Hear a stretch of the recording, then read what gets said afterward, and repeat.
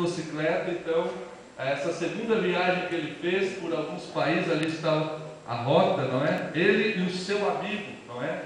O seu amigo incansável, ele vai viajar por alguns países da América do Sul e também da América Latina, para conhecer um pouco da realidade social desses países. Sua terceira viagem em 1953, e ele chega a algumas conclusões. Ele concluiu que a única maneira de acabar com todas as desigualdades sociais era promovendo mudanças na política administrativa mundial. A realidade social de pobreza e de sofrimento que Che Guevara ele começa a ver, não somente na Argentina, mas nos países da América Latina, começa a trazer para ele um desejo de querer ser um agente de mudança. Isso é muito próprio na vida de todos nós que ainda somos jovens e que constatamos algumas realidades. Quando olhamos algumas realidades, queremos nos envolver, queremos estar juntos, queremos estar engajados, queremos nos envolver em passeatas, queremos nos envolver em caminhadas, queremos nos envolver em marchas. E ele olha para toda essa realidade de pobreza, de dificuldade, e ele decide ser um agente de mudança. Não sabe muito como vai fazer isto sendo apenas um médico. Não sabe muito como vai fazer isso sendo apenas um profissional da medicina, talvez se tornando um médico sem fronteiras. Mas ele chega à conclusão de que para que houvesse mudança na realidade social, precisaria haver mudança na política administrativa mundial. Depois de passar pela Guatemala, ele, em 1954, ele no México conhece os irmãos Castro. E ele conhece os irmãos Raul e o outro irmão dele chamado Fidel Castro. Quem sabe aqui quem é Fidel Castro? Estudantes de história. Quem é Fidel Castro? Quem foi, pelo menos, né? Quem foi? Hã? De que país? Cuba.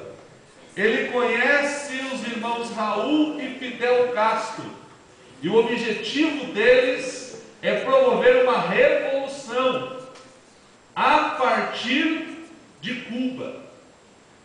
E ele começa então a se tornar uma pessoa, ele começa a ser atraído por essa ideologia de revolução e de libertação. Eram homens que tinham uma mentalidade socialista, marxista. Eram homens totalmente contra o sistema imperialista de alguns países na América Latina e na América do Sul. E eles começam então a criar uma frente de resistência ao atual governo de Cuba.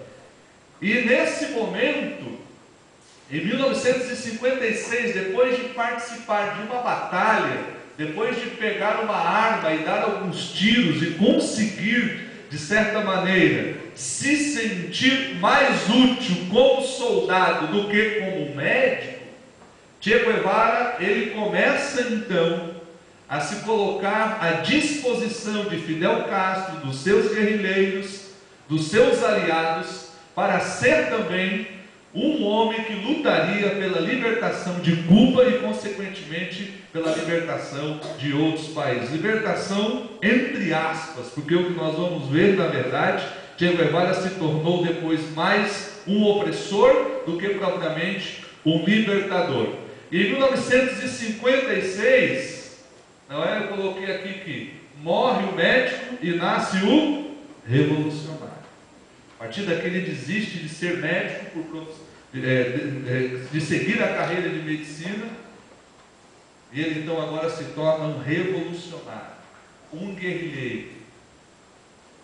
Ele se torna o braço direito de Fidel Castro.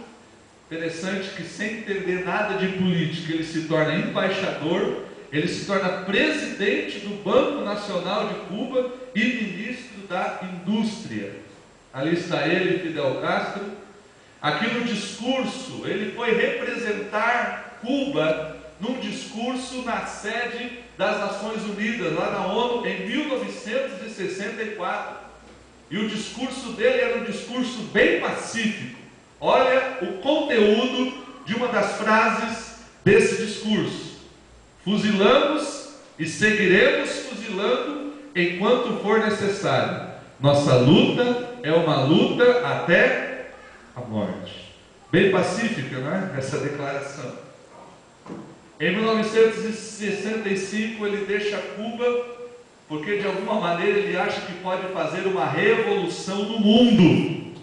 Ele acha que o fato de ter ajudado Fidel Castro dar um golpe de Estado no governo cubano e ter tomado o governo de Cuba, ele agora pode sair para qualquer país e qualquer nação, treinar guerrilheiros sem nunca ter sido um soldado, treinar guerrilheiros para poder então fazer revoluções.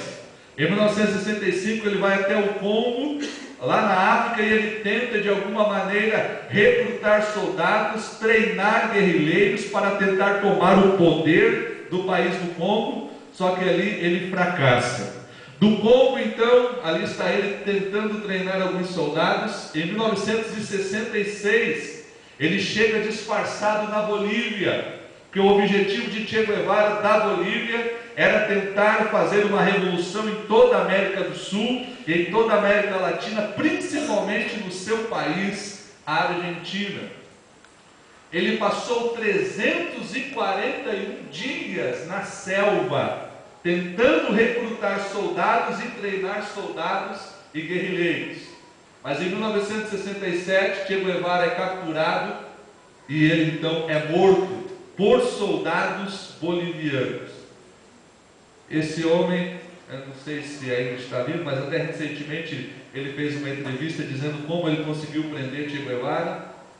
Ali está o corpo dele já executado. Morre um revolucionário e nasce um mito. Então essa é a foto que ficou quase que imortalizada. Ele tinha quase 40 anos quando tirou essa foto, e ela se tornou então símbolo de todos aqueles que querem dizer que são revolucionários. Como surgiu o mito? O mito surgiu por causa, como eu já disse, a juventude da época queria alguém para se tornar referência para suas ações revolucionárias e pega Che Guevara como o seu principal referencial. Agora, o Che revolucionário era bem diferente do Che mito. Hoje nós vemos as pessoas falando do Che Guevara como um mito, como um revolucionário, alguém que lutou para libertar países. E eu pergunto, como é que é Cuba que Che Guevara ajudou a fazer uma revolução, entre aspas?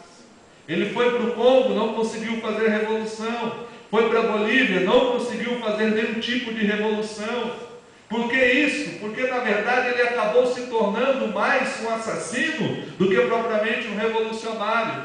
Olha algumas frases dele quando ele estava no exército cubano, executando pessoas em nome da sua revolução. Uma pessoa que se atravessou na frente dele, olha o que ele disse: acabei com um problema dando-lhe um tiro com uma pistola calibre 32. Olha a precisão de como ele descreve a execução. No lado direito do crânio, com um orifício de saída no lobo temporal direito. Ele arpejou um pouco e estava morto, seus bens agora me pertenciam.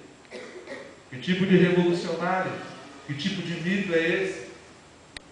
Ele mandando uma carta para sua esposa Hilda Gadeia: estou na selva cubana, vivo e sedento de sangue.